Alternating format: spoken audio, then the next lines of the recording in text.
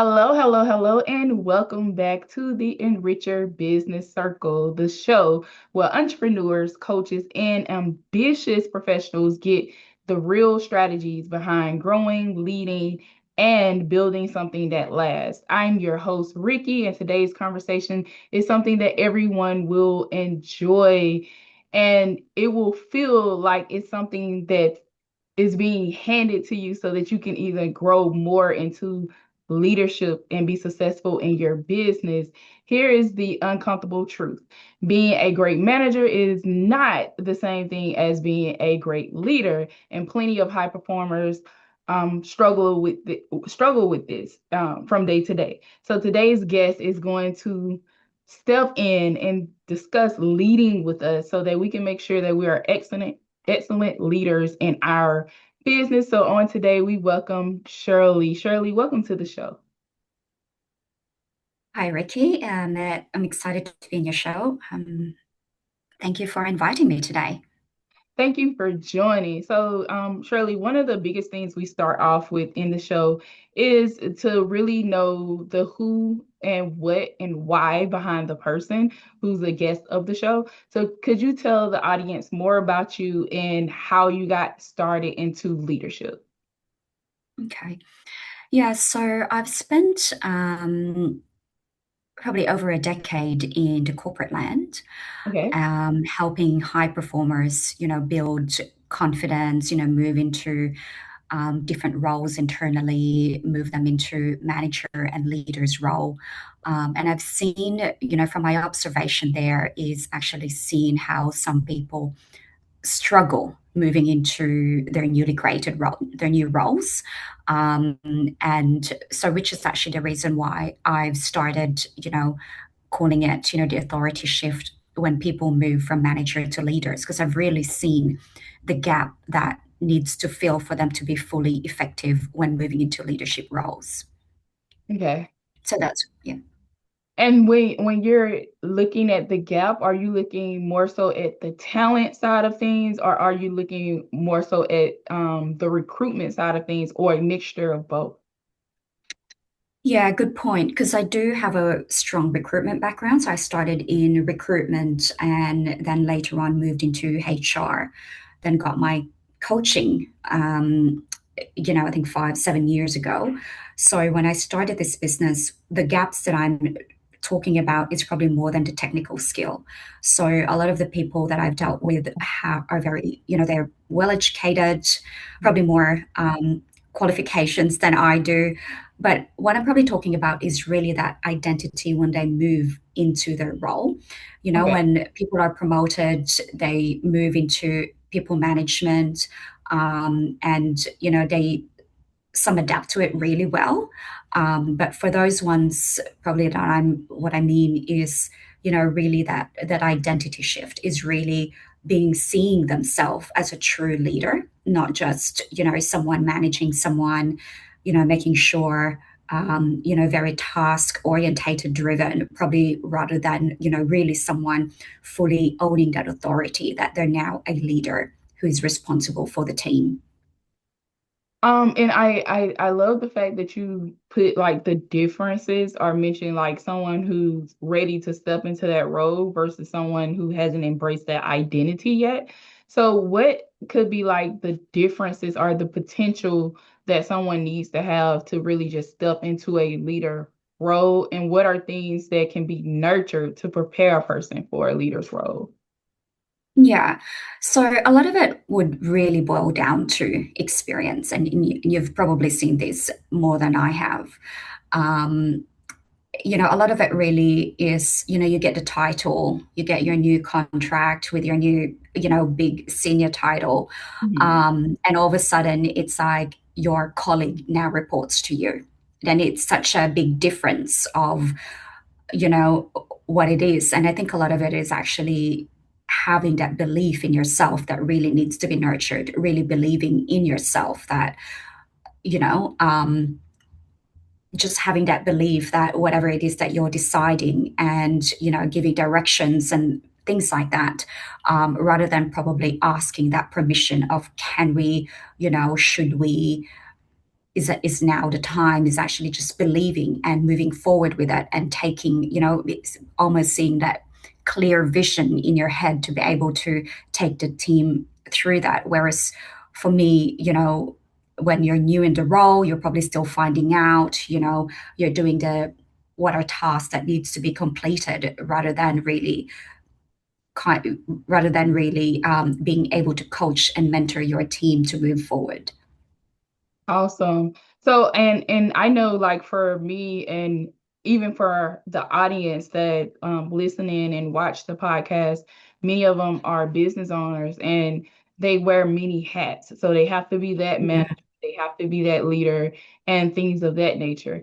And I know you have a method called the authority shift. So could you kind of talk to us more so about what the authority shift is and how it can really help business owners to really have the right mindset for leadership?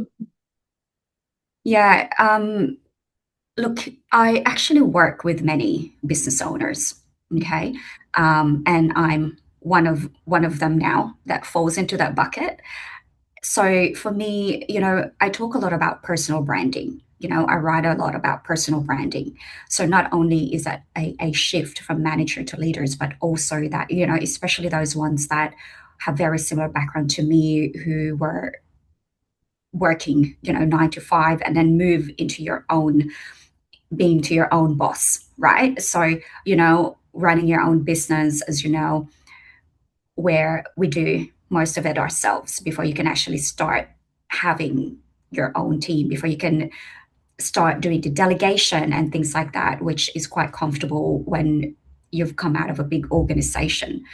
But being running your own business, we're IT support, we're the ones that do the marketing and, the sales and everything that goes with it. You proofread everything before you can actually scale and give be able to talk about delegation even.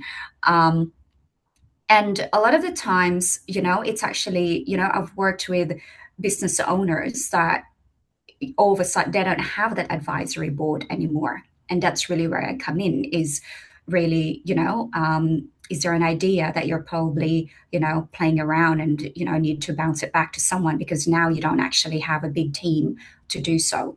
And it really goes down to that, personal branding, which how do you actually put yourself in that I'm now an entrepreneur, I'm now the CEO of my own company. And it's almost like really, it's almost like you're actually visioning that, like it's a movie in your head of what that should look like, and then putting yourself in there. And a lot of the times, it's almost like when you move into, say you were doing something, say, for example, if you were, um, if you were like, say, a marketer before, and then you move into a business of being a marketer now, Mhm. but you're not just actually selling marketing services. You got to do everything else around it, you know. And it's really about stepping into, you're not just doing the task and the role, but it's actually now you have that new authority. You're now the founder and, the CEO of your own company. And it really goes back to that, that identity shift. You're shifting into that. You're no longer an employee. You're now the everything of your business. And it's such a mindset shift, because it's so, when you're working in corporate, you've got a whole team. Like it's so, it's so segregated. And then all of a sudden, when you work for yourself, You I've are. definitely seen it. You are you, like it's so, because it takes a while and I've worked with business owners that have run their own business for over 10 years and probably don't really, and just really run everything on their own. They might have a virtual assistant, Mhm.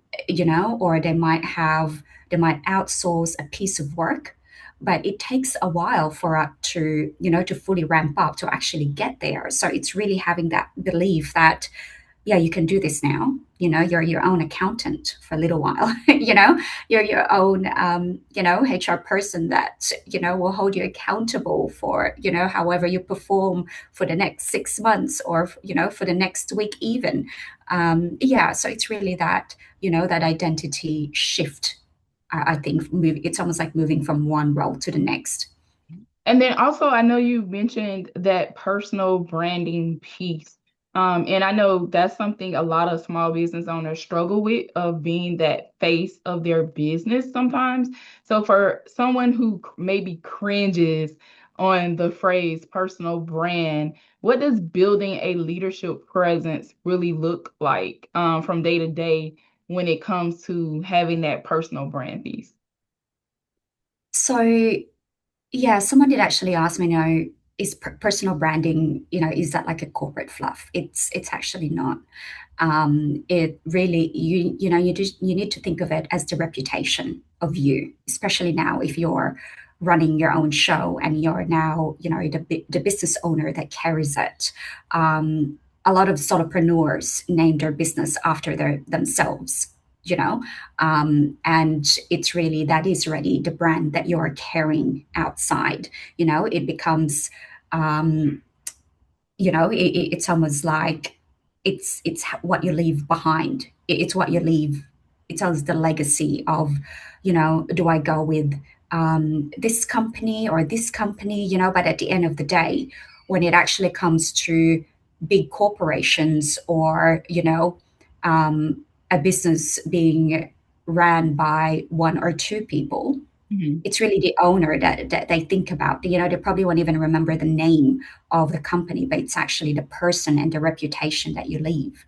Um, and at the same time, most especially for small businesses and for solopreneurs, personal branding is so important because if you're not paying for a lot of advertising or anything out there, Mhm.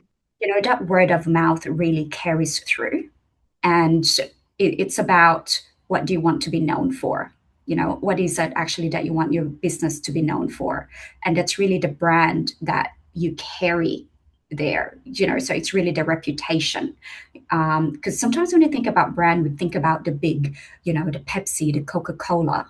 Mhm. But see, even if I'm not a Pepsi or a Coke drinker, but I already have that impression and almost like a taste, like I've just had it, but um it's a little bit like that with the brand. Is really the reputation. It's the legacy that you leave.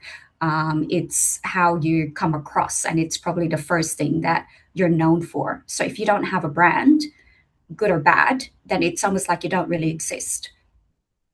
Awesome. And then I know you also have managers to leaders in 90 days. And I know a lot of people be like, oh, well, 90 days is pretty fast. So, what makes it a realistic timeline to actually get results instead of it being more of a marketing promise? Could you kind of walk us through what someone's transformation would look like within that time? Yeah. So it's not like your standard management course that you get from university. So a lot of the times the skill set is already there, but it's really their identity or the personal brand that hasn't quite caught up. So I really talk them through, a lot of that, really stepping in there, what's holding them back. There's a lot of that self doubt, that imposter syndrome that comes with, corporate business owners. It's almost like, how do I actually prove myself that I'm worthy of this big role? Or, if it's your first manager role. So that 90 days actually, provided they do the work, and I do a lot of reflection that is there. And I also look at about I talk about self belief and identity shift and all of that, but it's, I really do assess that communication. How do you actually talk to yourself? We teach kids about, how you talk to yourself and all of that, it mirrors. It's actually just bringing that back to surface as an adult, because if you're like, oh, I don't know if I can do this, or questioning yourself all the time, everyone will just question you. So it's really about, bringing that to the surface of things that, it's almost like it solidifies how you really got there. So it's not about how to, and really, working on your strengths, because a lot of times it's like, areas to improve and what are you weak on. But people forget, you were recognized in the first place because of your strength, you know, and really highlighting that. So that's why it is really important. And, you start seeing results when other people notice it.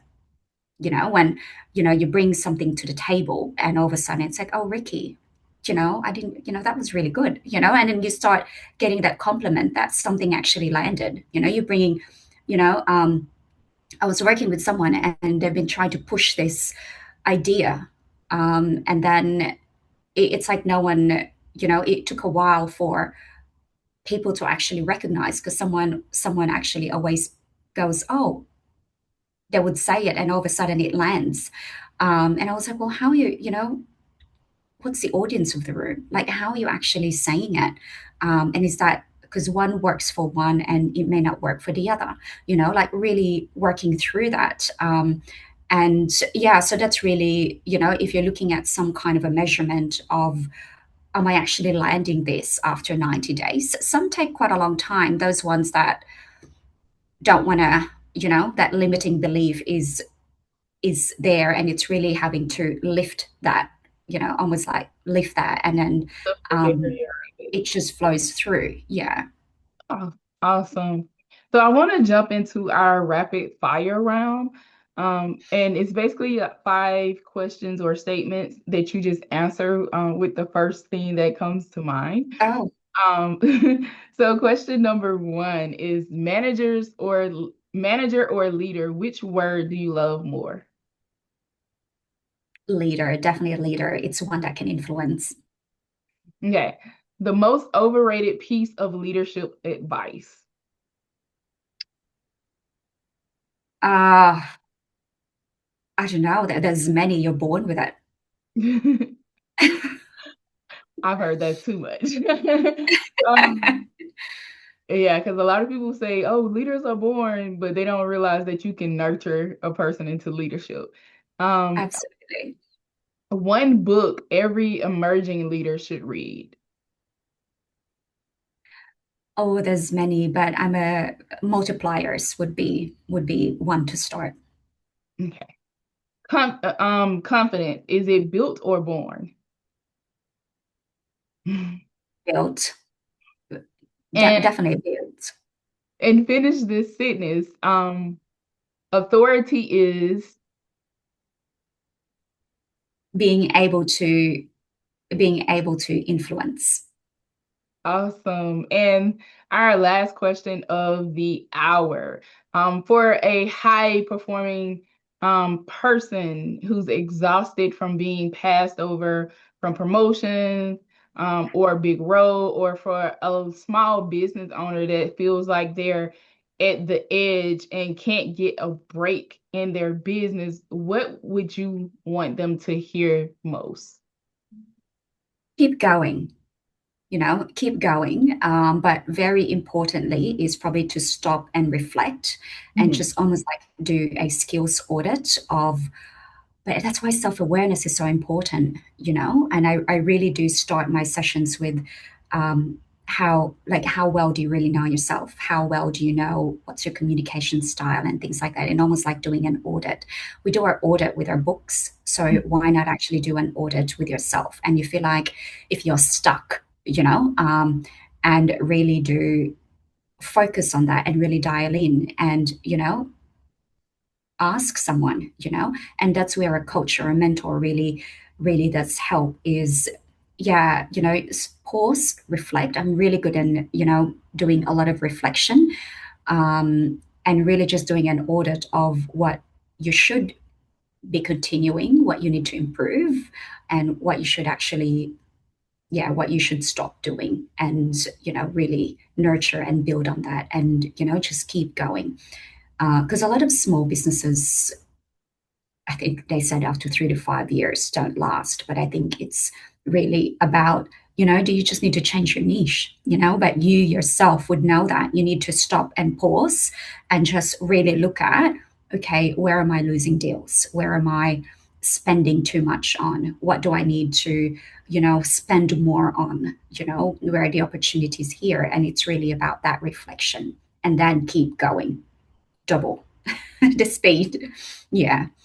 Also, Shirley, this has definitely been a very valuable conversation. It's been clear, honest, and exactly what I think many capable people and business owners need to hear. And especially with the self-awareness aspect of things, because some people don't realize that sometimes they are the bottleneck in their business. Being able to reflect, audit, and see where you're limiting yourself. And I think that's essential for growth. And before we Mm. wrap up, could you tell everyone where they can find you, learn about managers to leaders, and how they could possibly work with you? Yes. So after the show, I'll include a free gift, which is actually to do your own personal branding checklist. I Okay. highly recommend you do it. It's very quick, it'll talk you through it. It doesn't take long. But you can also visit me, and my details will be there, of course. But you can also reach out to me on LinkedIn, which is Shirley Sutton. You can also visit my website. There's ready self-paced courses that you can do by yourself. But my website is ascendly.online, ASCENDLY.online. Yeah, and hopefully, we get to work together. Awesome. And to the audience, here's what I want you to walk away with. You don't have to wait to be chosen. Recognition follows leadership, not the other way around. Make the shift, do the audit, and start leading with confidence, clarity, and influence. Thank you for being the best part of the Enricher Business Circle. And if today's episode added value to your day, I have a quick ask before we wrap up. Take 60 seconds, only 60 seconds, and leave us a review on Apple Podcasts. It doesn't cost a thing, but it means everything. And it helps more entrepreneurs find us on the show. And just search the Enricher Business Circle on Apple Podcasts, tap the stars, and leave a few words. I read every single one, and I'm always deeply grateful for each one of the reviews. And while you're there, hit subscribe so you never miss an episode. Until next time, stay enriched.